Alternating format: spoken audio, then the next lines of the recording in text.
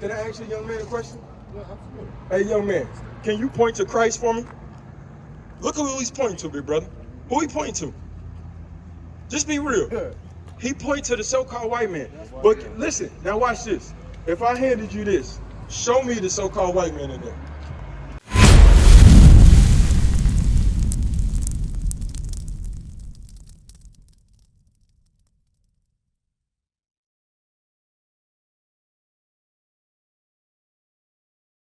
She said, what's the difference between us and the Moors? So when we showing her, just what he's showing you, we was taken into captivity by two groups.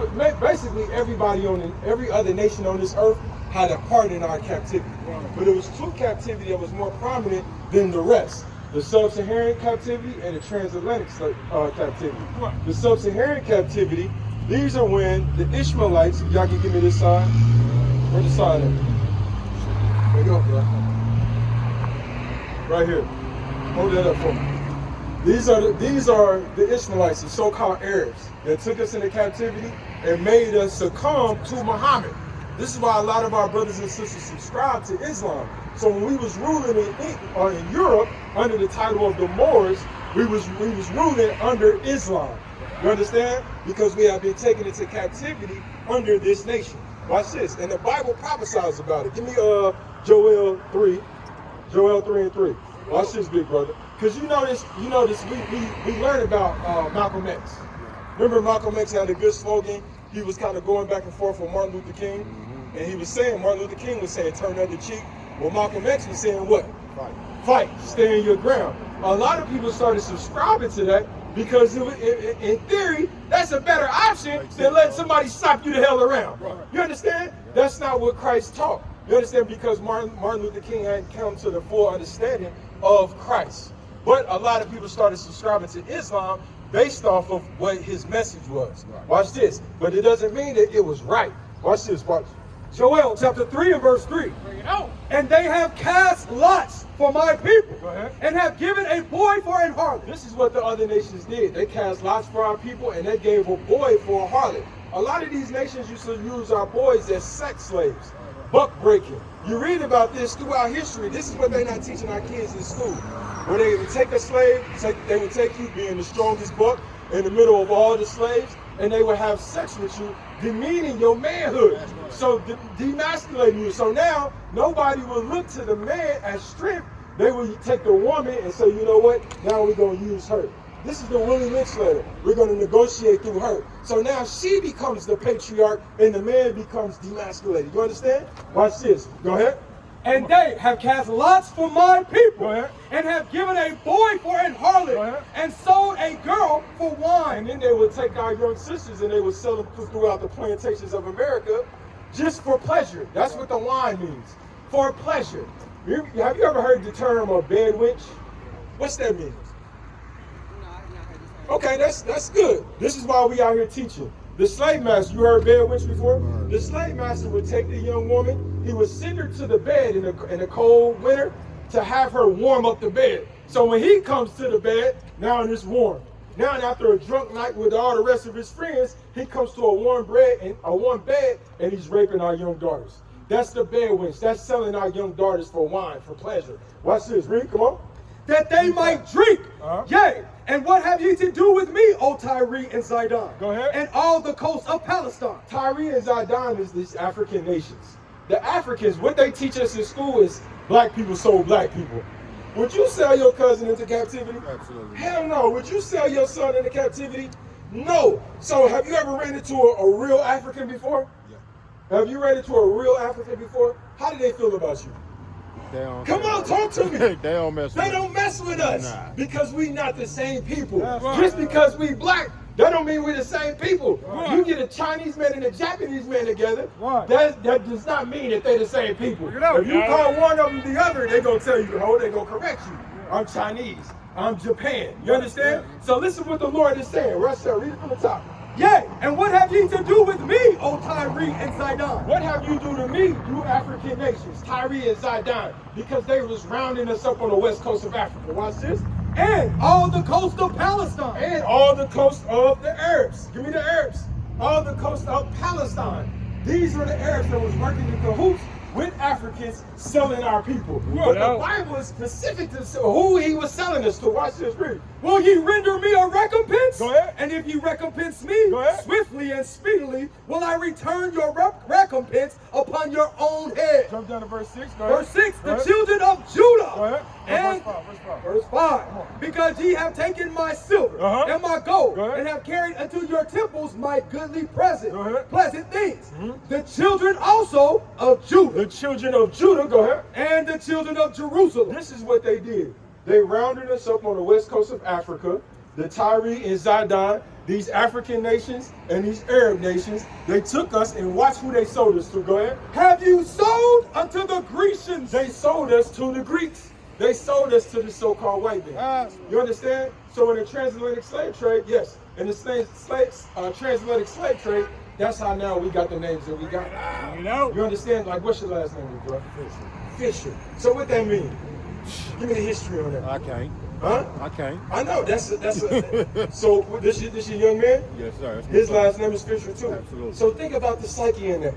Think about the psyche. Your name is everything. Right. You understand? That's who you are. That's your power. That's why the Lord changed our name to Israel, Prince of the Power. So your name means something. So the white man, when he took us into captivity, he understood that. The first thing he did to Toby was what? Took his name. He said, your name is Toby. Yeah. Your name ain't Kenta, and beat that last Kenta out of him. So now, generation after generation after generation, your grandfather passed that slave name, which was the token of the slave master. Whoever was owning you, that was the Fisher plantation. So now that name is passed on to the grandfather, to the grandson, you understand, to his son, and now we having family reunions. And we can't explain where we got that name from. Don't know where we came from. That's a curse. That's a token. And guess what, bro? You are the 12 tribes of Israel. This is what this white man. Give me that in Psalms 83, and then watch this. I'm gonna get you a law. A lot of these pastors is not teaching this. This is why the communities look the way that they look. This is why young brothers is killing themselves at the rate that they are, because we're not looking at each other as brothers. Because the white man put in, and you know what, the dark against the brown, the old against the young, all these divisions. So when the young men see the older man, remember we was young one time. How old are you? I'm 46. We're about the same age. When we was young, we would not listen to every old man. You understand? And a lot of the old men that was feeding us, was they feeding us something right? Be honest now. A lot of them, the majority of us, bro, they was teaching us how to hustle. They was teaching us how to gamble, how to be players. That's what they was teaching us. You might have had one out of, let's say, 15 that was telling you, listen, stay in school, do ABC, and how we look at him.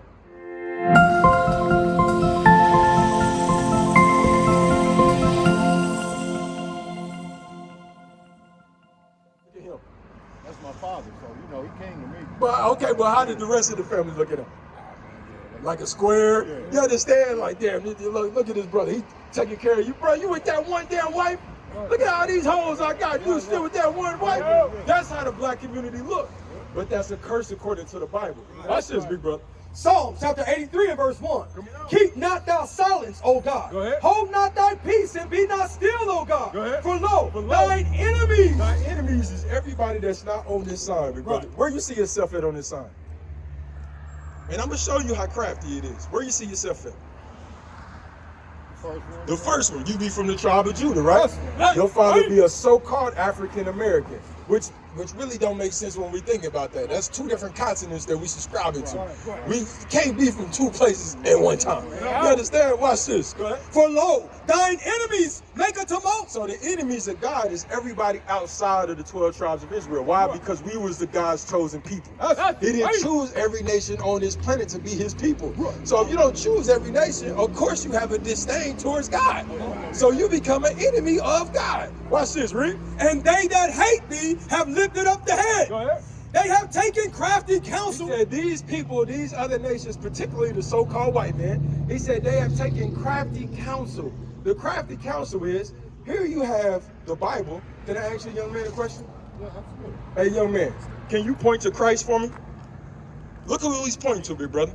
Who he pointing to? Just be real. He pointed to the so-called white man. But listen, now watch this. If I handed you this, show me the so-called white man in there. No, show me where you read that Christ is a white man. He can't do He it. ain't gonna find me. You know why? Because not that's in there. not in the Bible. Yeah, it's not in there. These are crafty. Let me show you something, big brother. Let me show you something. I want you to hold that, and then I want you to go to Revelation chapter 1 and 14. These are the crafty counsels that particularly this so-called white man in cahoots with the rest of the nations did against you, big brother. Watch this. Read this. This is the book of Revelations, chapter 1 and verse 14. Watch this, big brother. Watch this, big brother. What's your name, bro? What's your name, big brother? Drizzle. Drizzle, watch this.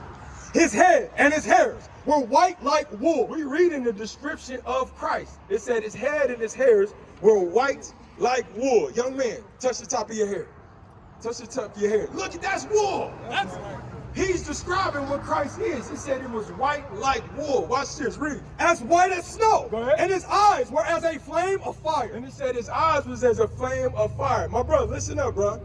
Hey, bro, big bro, listen up, listen up. Watch this. We're showing you, he said his eyes was as a flame of fire. Look at this man's eyes right here. What color is his eyes, bro? Blue. Huh? I guess blue. His eyes are blue. That's the image that's in our grandma's house that she got above her damn bed that she prayed to every night. And then she is still in our mind, this is Jesus. You understand? But we read in what his eyes color? And his eyes were as a flame of fire. He said his eyes was as a flame of fire, big brother. Hey, now watch this. Hey, bro, watch this. Because listen, you interrupted. You interrupted right now. You understand? We bringing out the word. The scriptures talk about somebody that come and cause confusion. And I know this ain't what you're trying to do. But those that cause confusion, you following after this so-called white man. You understand? If you bring any type of confusion to the situation that we trying to show that, because we asked the young brother, hey, what color is Christ? And who he point to?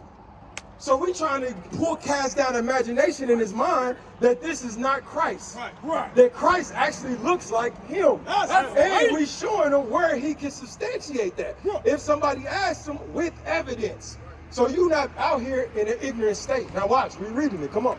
And his feet like unto fine brass. He said his feet was like fine brass. What color is brass, big brother? Brown. So what color, now watch this, it's gonna even go a little deeper, watch. As if they burned in a furnace. If you put that brown brass in a furnace, what color it turn? It turned darker. You understand? So how is John describing Christ? Black. So if he put this image right here, this go back to that Psalms 83. Watch this, read. Psalm chapter 83 and verse 3. Go ahead. They have taken crafty counsel against thy people. This is the crafty counsel that he's taking against our people. First he took your name, now he take your God. Because the God, this black Messiah is only a God of the 12 tribes of Israel. So let me change the image. Let me put this image in there, because I know niggas won't read. Niggas just want to smoke, drink, and get high and have sex, whore their women out. I can put this image all over, even though I don't change it in the Bible that Christ is a black man. And I know you won't read to understand that. What is a nation?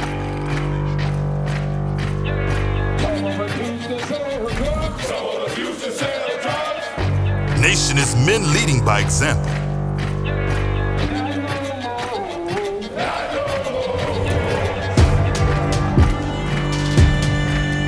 Nation is family.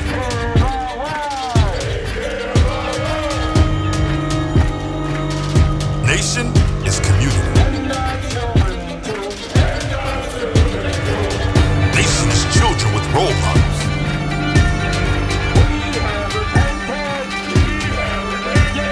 Nation is unity.